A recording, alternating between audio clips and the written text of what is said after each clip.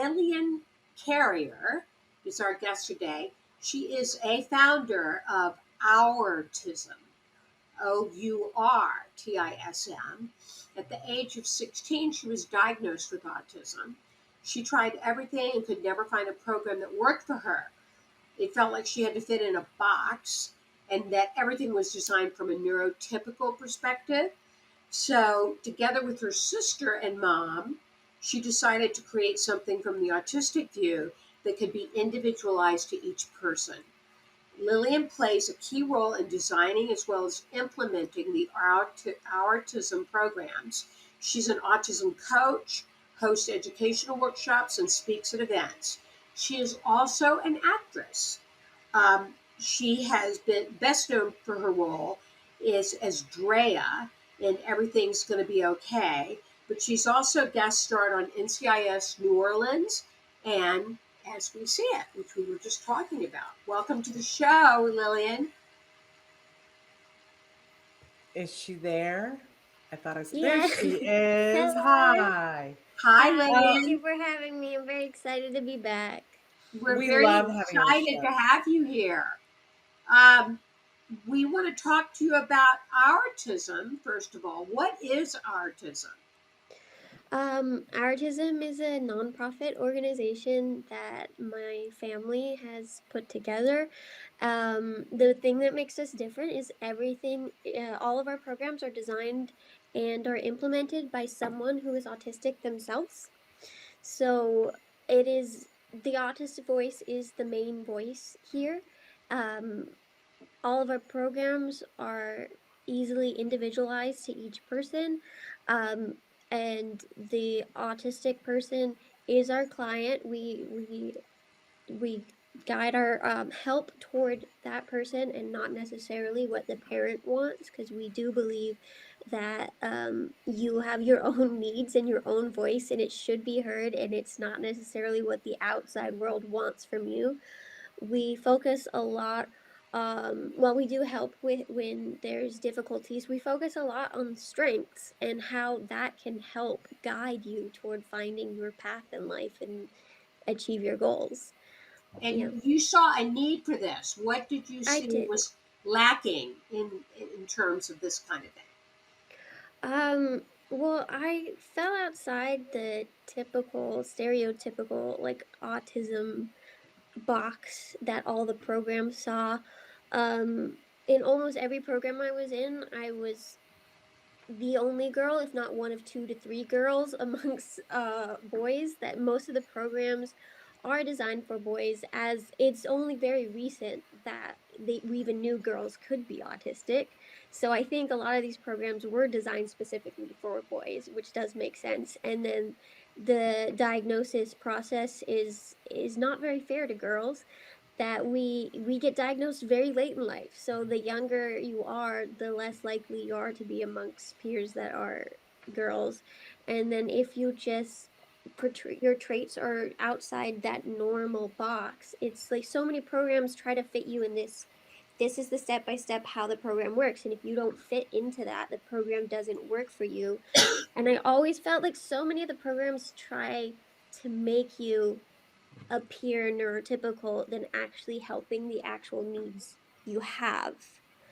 Right. So, and especially when you reach adulthood, there's very little out there for adults. That there is so many different things to try for kids, that I think that box works because there's way more programs to fit into, right? But in adults, there is very little support. So that was where we really decided to plan our programming is for adults, and to really individualize as best we can and make sure that that autistic voice is the one that is heard. Well, you So, yourself, I'm sorry, Shannon, no, you're you going go to, ahead. You go ahead. you yourself were diagnosed at a later age, at 16. What was At that? 16, yes. So tell us about that a little bit. So it's late for boys. It's actually a really early diagnosis for girls. That it's more common to be diagnosed between 30s and 40s is where the average for a girl is, which is really way too late. That at that point you figured out your supports without supports, and it's a struggle. So yeah, it's very late for boys, but early for girls or people who um, present differently. And yeah, my diagnosis story is a very long one because of that. Um, that I was always very different and never felt like I quite belonged in it. I didn't understand how things came so easy to my peers and my family that they could just handle things that I couldn't. They could be in these loud rooms that were so overwhelming and just function. And I was like, how is anyone doing this? And I didn't know that I was different, which made life so much harder because I thought everyone had the same difficulties as me, is how I perceived it, which made me feel broken, and it was really hard to feel that way. And then also, at a young age, I developed Crohn's disease, which is a chronic illness that had me in and out of the hospital and struggling school because I just couldn't function that way. So that sort of was the main focus, and we didn't look into um, my social deficits or the other things that I struggled with because that was the main thing that we were really worried about. I was losing a lot of weight. We were very worried about my health. And that impacts all the other things, right? So once that was in control and handled was later on, and then I was in therapy, seeing psychiatrists my whole life, and autism was never brought up. I was misdiagnosed with depression and anxiety, and they kept telling me all these things that I was feeling that I didn't feel like I was feeling. I was like, I don't feel sad or depressed. They're like, you're definitely depressed the way you're acting. They're like, you're so anxious about everything, like, and that was me having sensory overloads and having like freakouts with that sort of thing. But they were placing anxiety as the label um, under that stuff, and everything they were doing to help me for depression, anxiety just made things worse because it wasn't actually addressing the actual problems I had.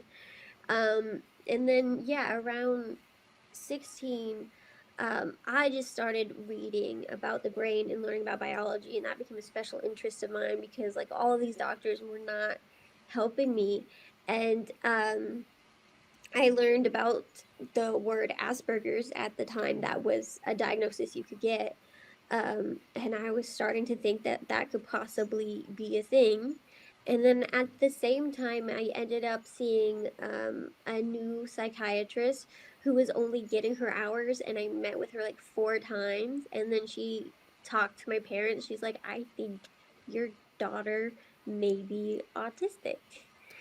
I think you should seek a diagnosis. And my parents took me and they're like, we're going to figure out if you have a real learning disability that is impacting your schooling. Because I was really struggling in school. I had reached a point of being totally non-speaking, non-verbal, and couldn't function because everything was just becoming so overwhelming. Um, and then I finally did. I received that diagnosis, and like it was like a big weight was lifted off my chest. That like, oh, suddenly my whole life just made sense, and now we could like actually find the real supports to help me out and figure out what to do to move forward. And to me, getting that diagnosis was a huge blessing. I know not everyone feels that way, and everyone has their own experience, but I think that having a word to describe who you are and to be able to understand why things are the way they are and how to find the support you need is a really important thing to have. And especially finding a community of people who are just like me and experience so much of the world the same way just made me feel like I wasn't broken and like I had a place in this world where I belonged, right? And I was like, the world is hard for me. This is not just in my head. This is not just me not being able to do things and it's real. So it was a great day to get diagnosed. And then obviously there's still struggles and there's still things I have to deal with. But it made things a lot easier that knowing that. That's amazing. But I wonder, and please tell me if I'm stepping into a Mhm. territory, because there are other people in your family, and I don't want to be talking about other people without their permission. But Yep. at the time that you were diagnosed, you were the only person with that diagnosis?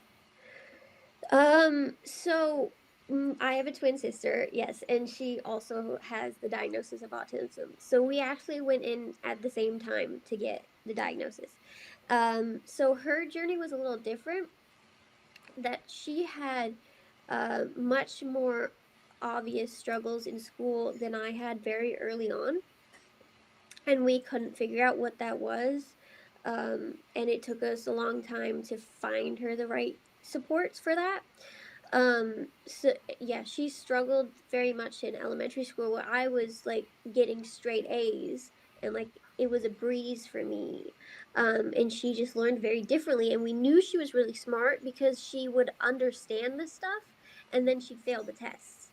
But she Mm, could, if you had a conversation with her, she completely understood the subject. So it wasn't making sense.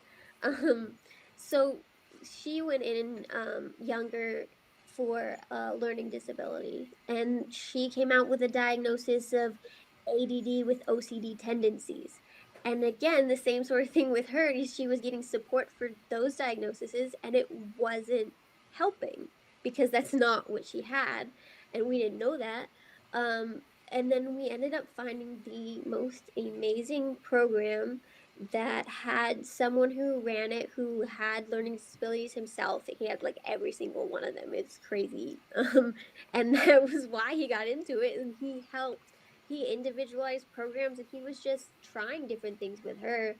And then I think eventually he figured it out, like what actually support she need, and in reverse figured out that it was autism and reached out to my parents around the same time. And when I think this is possibly it, at the same time when I was discovering in wow. my research that I could be autistic, I'm like, this also fits my twin sister.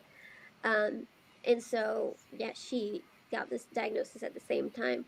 But the big struggle became like external family was very against us getting the diagnosis. They thought my parents were wrong to do that. That they took it as my parents thought there was something wrong with us, and they were trying to fix us. And they were like, "There's nothing wrong with you kids. Why are you doing this?" And then when we got the diagnosis, um, like a year later, my grandfather came to me and my sister crying and Mhm. said, "I'm so sorry I did that and that I said those things." And he's like, "I think I'm the reason that you are autistic. I believe I am myself. And I gave this to you. And Wow. I'm sorry that I gave this to you because it's such a struggle. But I thank you for actually getting this diagnosis because it's made my life make so much more sense." And like we had this like beautiful moment Mm, of like he struggled so much in his life, and like he was very difficult in social situations, but we always understood him, and we didn't understand why other people didn't. And like suddenly those sort of things made sense, and I think it was a really beautiful moment. He's no longer here, which is very sad for me, but like to have been given that moment for before he passed away is like was absolutely beautiful. amazing. That made me Yeah. well up. But I guess I want to get back to autism, because Mhm. now you and your sister and your mom are working together to make this unique place happen. But talk to us a little bit. Obviously, you can't tell Mhm. us anybody's individual story, but give us an example of if somebody came to Autism and they were the client, what kinds of things can you help them with? So we have multiple different programs that we do. Um, so our main one would be our autism coaching, which is getting very popular right now. And we're actually planning on searching for some new coaches and doing some training on that. And that's where you come in, and whatever goals that you specifically want to reach, we help you achieve that. Um, so you meet one on one with a coach who will help you. and our sessions are 1 hour once a week is what we recommend, but depending on what your goal is, it could be different. We've helped people move out and live on their own. We've helped people find jobs. We've helped people apply for services. We've helped people do something just basic like plan a birthday party or clean their room, right? Or organize a system on their computer, like to store emails or photos. There's so many different things that we help out with, and it's based on your specific goal and what you want to accomplish. And if your goal changes, that's fine. Right? Sometimes we have a goal one day, and the next day we're like, I don't want to do that. So that's completely fine to do. So that's our main one. And if a goal is just understanding yourself and your needs and your wants and who you are, that's also something we can help with. And then we also have a support group for adults, um, where we have that once a week, and it's about 10 people, and we meet through Zoom, and you can share anything that you feel you need support in, or just share your week and hear from each other, and we come as a like small little community and just support each other through what's happening right now. And that's been a really beautiful thing, and we found so much growth in just that, and just hearing that you're not alone, I think changes so much and really helps when you're able to say, I'm struggling so much like this, and no one gets it, and everyone in the room goes, same. It feels so nice, right? And then you can go back out going, I'm not alone in this. I'm sure that was really popular during the pandemic. Yes, it was.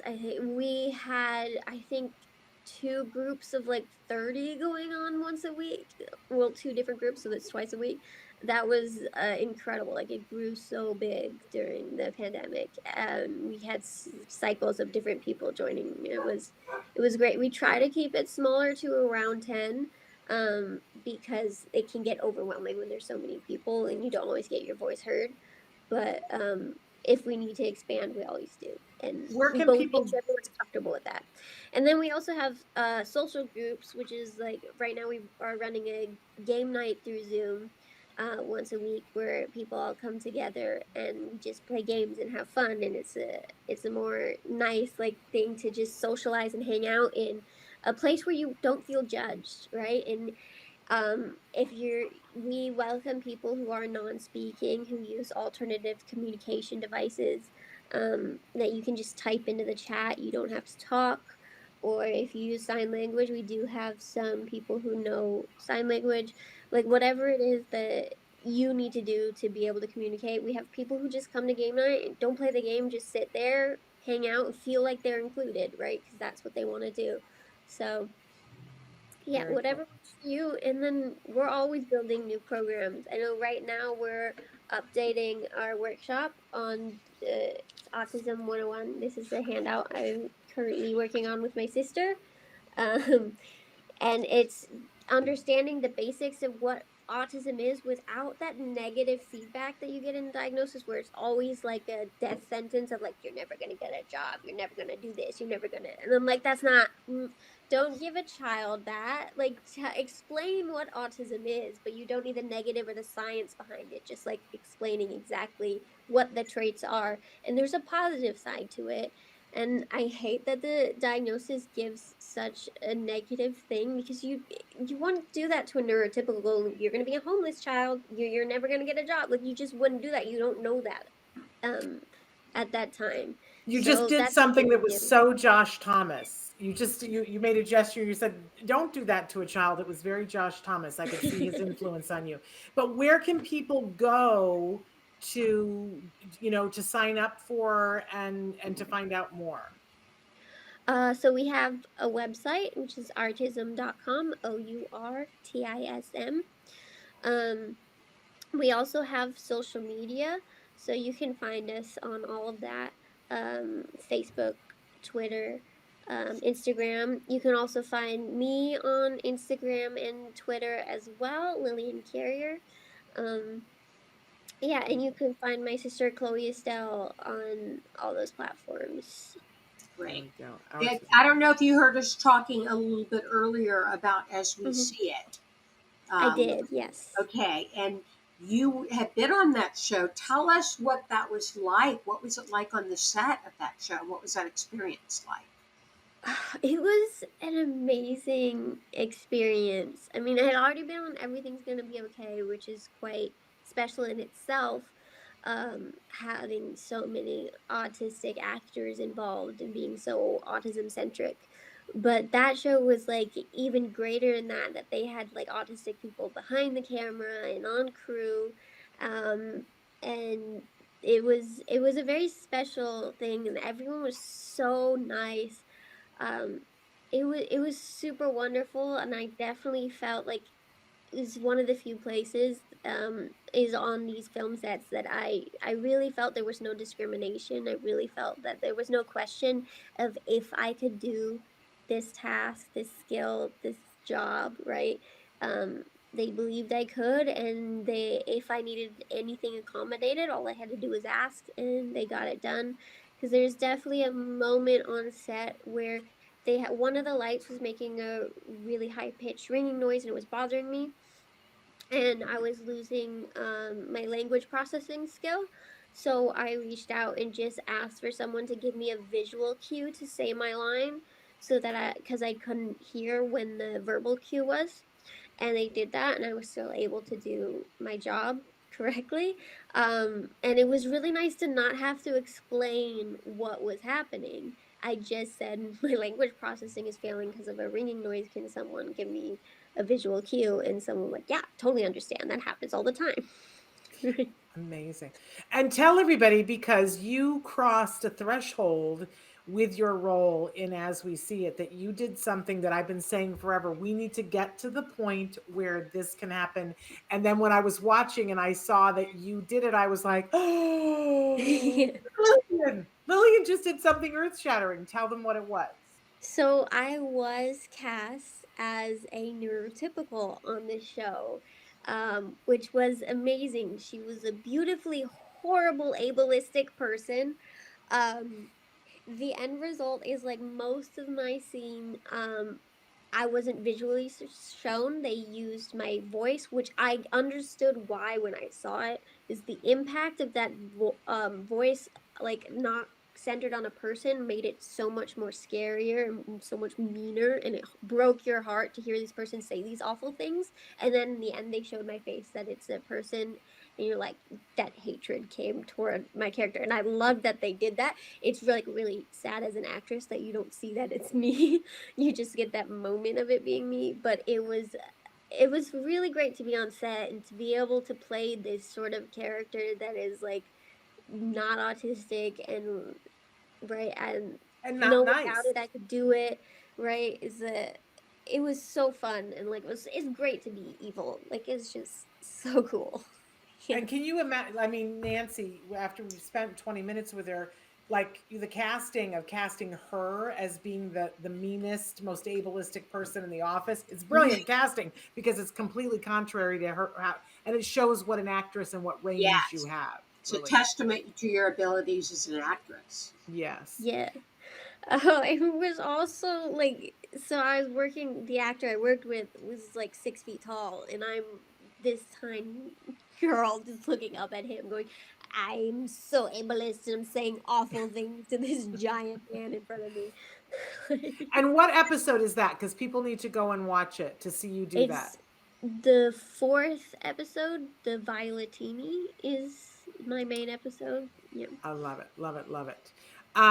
So, but tell us a little bit about, because I'm pushing for everybody to make a stand to support this show and to ask Amazon to reconsider. But from your perspective, what does authentic casting mean to you as an actor? Um, I think it's so important that as autistic people and amongst disability, like it's hard to understand the day-to-day life of someone like us, and being able to just bring that, um that we do walk through life very differently. We do present our emotions and our feelings and our experience in the world very different. And so I think it's much easier and you see much more depth to it when you have an actress or actor who has that diagnosis and experiences life that way, that there's just so much more nuance and stuff. And like especially being able to see as an audience someone like us being able to do this stuff on screen and to go like we exist in this world and we are capable. I think definitely Hollywood is the first step in seeing those changes, that stories change people's minds and hearts, right? And to be able to see someone who's autistic do a movie or do a TV show and play these amazing characters shows to the world that we are capable of holding jobs and we are capable of doing things. And that I believe that a lot of the time when that it's close to 90% of the autistic community is not being hired. I think only, and that's amongst people trying to get jobs, is 90% are unemployed. And that I think is mostly due to discrimination and not necessarily due to not having the skills, because I do believe that we have the skills and are capable of doing that. So being able to see someone on screen that can do a movie or a TV show or whatever it is just can change that mind and that heart of that person who's hiring someone autistic to be able to, they can do whatever job that they're trying to do, as well as just having someone for a young child or someone to be able to look up to and say they did it, so I can do my thing too, because it is possible and we are capable. So there's so many layers to it. I think it's just so important to do authentic casting, or at least have an autistic consultant who can say, in this scenario, this is what would happen. Please do it correctly. Because when it's Yeah. shown wrong, it is so uncomfortable and so ableist and feels really gross, because we are real people and we should be shown as real people. We're often shown as so robotic, so non-empathetic, non-sympathetic to other people. It's shown in such an uncomfortable way, and like all of our experiences and traits are shown in Hollywood in a way that shows us is like incapable of doing things. And like um it feels really uncomfortable when they make like an over, when you get overstimulated, it just happens on the worst day of your life. And I'm like, that's not how we experience autism. We can have an overstimulation um any moment. You can just walk into a room and a bright light hits your face and all of a sudden you're on the ground covering your eyes, right? It Yeah. doesn't just happen because you're having the worst day of your life. You're amazing, Lillian, and we're You almost out of are. time. Isn't she super fun? But we didn't really talk about your dog. Is Luke Your there? dog. He is. He's taking a nap right now. As Oh, soon as I we can don't need to show wake Oh, him up. him. Luke. But Can you put the camera on him, Lillian? He Look there at he that beautiful oh, golden is. retriever. he is And the his sweetest. name is Luke, right, His Lillian? name is Luke, yes. And he's also an actor. He was on Everything's Gonna Be Okay, and he played Duke. And he's been on all the sets that I've been on. He's And wonderful. He's how is definitely he a received favorite on on set? set. I was gonna say he was at the poker tournament, Nancy, Oh, and he was. Alex Plank was there with his dog Max, and Max is delightful, but Luke is just such a love. Everybody there, we were all having a hard time because we don't know what's appropriate, and we all just Yeah, wanted to lay on the ground and lay there with Luke because he's yeah. so sweet and he's He's so so sweet. soft. But what was it like for you to get Luke?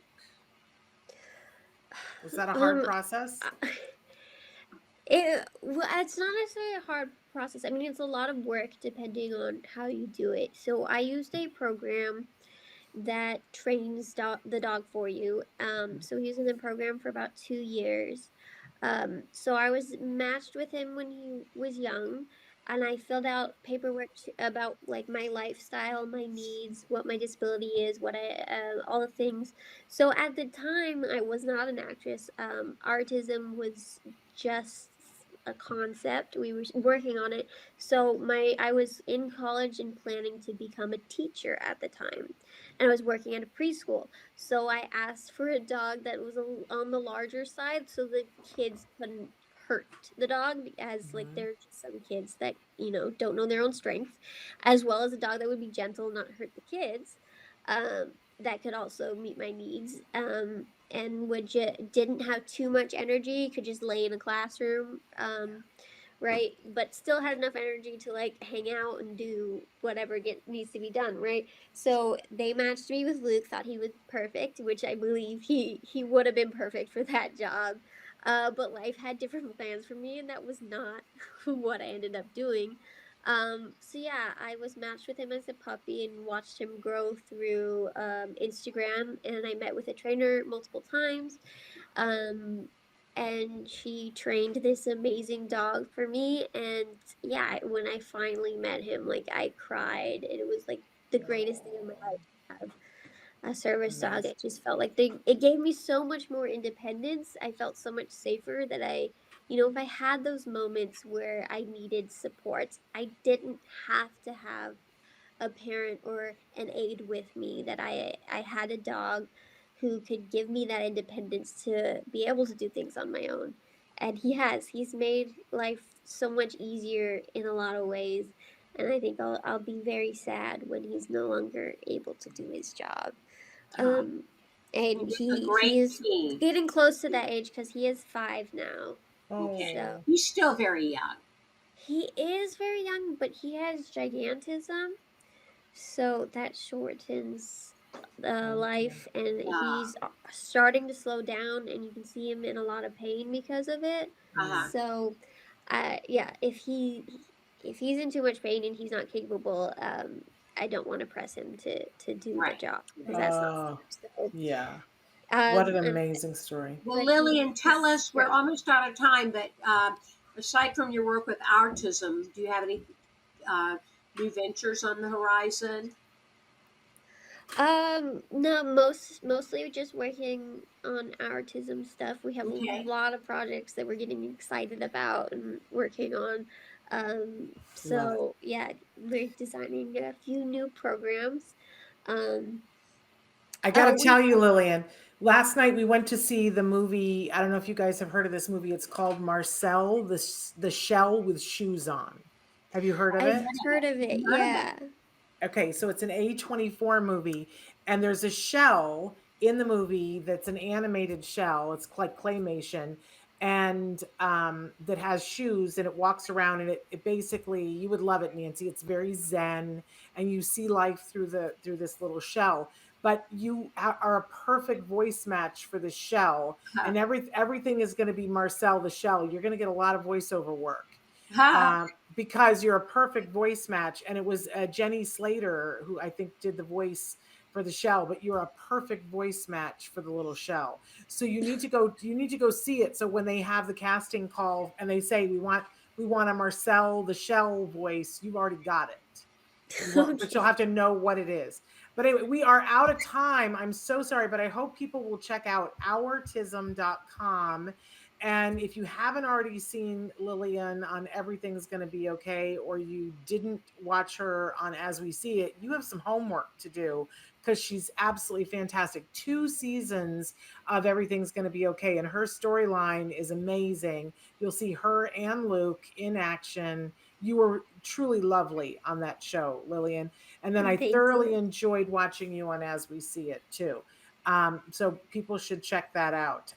Any last call here, Nancy? Anything you want to add to that? I don't think so. Just wishing you the best of luck, Lillian, with autism and wonderful work you're doing with that. Thank you for joining us today.